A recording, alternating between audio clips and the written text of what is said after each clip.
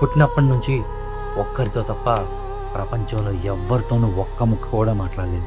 పైగా తమకంటూ ఒక సీక్రెట్ లాంగ్వేజ్ని సృష్టించుకున్నారు. కానీ ఒక రాత్రి ఒకరి ప్రాణాలు కాపాడటం కోసం మరొకళ్ళు ప్రాణ త్యాగాన్ని చేశారు. ఈ గ్లోబల్ మిస్టరీ వెనకాల ఉన్న అసలు నిజం ఏంటో తెలుసా?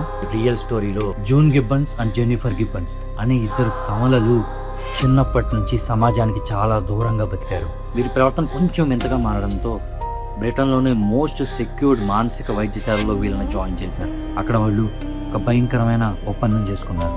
అదేంటంటే మనలో ఒకరు చనిపోతే ప్రపంచంలో ఇంకొకళ్ళు చాలా ప్రశాంతంగా మామూలు మనుషుల్లా బతకగలరని నమ్మారు. చివరిగా హాస్పిటల్ నుంచి డిశ్చార్జ్ అయ్యే రోజు సడన్గా జెన్నిఫర్ గిబ్బన్స్ చనిపోయారు. పోస్ట్ మార్టంలో తెలిసింది ఏంటంటే ఆమె శరీరంలో ఎలాంటి గాయాలు లేవు, ఎలాంటి విషం లేదు, గుండె దానంతటదే ఆగిపోయిందని తెలిసింది. ఎలాంటి అనారోగ్యం లేకుండా ఒక మనిషి చనిపోవాలనే నమ్మకంతో ఎలా చనిపోగలదు?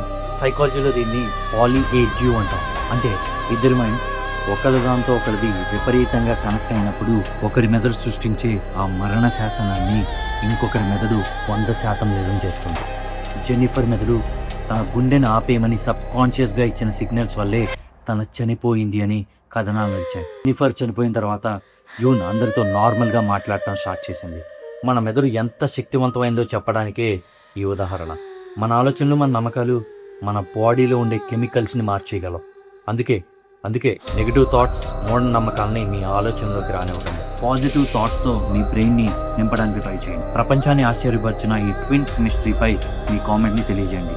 అలాగే మరిన్ని స్టోరీస్ కోసం మన ఛానల్ని సబ్స్క్రైబ్ చేసుకోండి. This Vijay signing off.